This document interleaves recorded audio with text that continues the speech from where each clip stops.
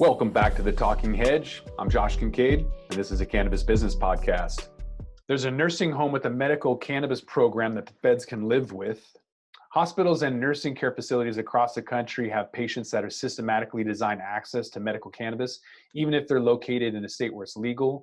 I've had personal experience with that, where a friend of mine had multiple sclerosis. He was in an adult care facility that's federally funded or at least subsidized.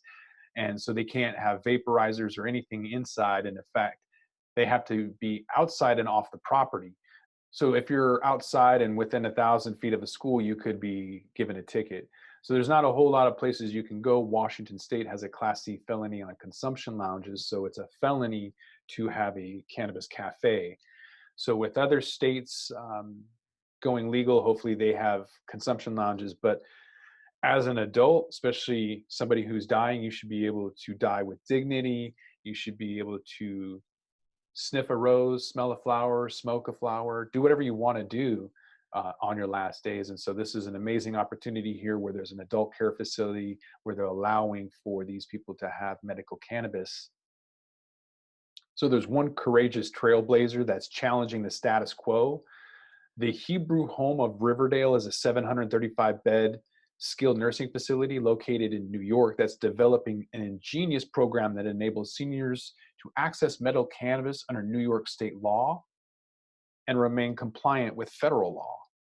The Hebrew Home CEO explained that immediately upon New York's legalization of medical cannabis, it became a priority for him to ensure that the Hebrew Home residents could benefit from it. He had observed firsthand how cannabis provided relief to his father while he was suffering from terminal cancer, which convinced him of its efficiency. According to the CEO, the residents of the Hebrew Home are citizens of the state of New York and are entitled to the benefits thereof. And one of those benefits is to be able to use medicinal cannabis in the same way that a citizen of New York would be able to if it didn't live at the Hebrew Home.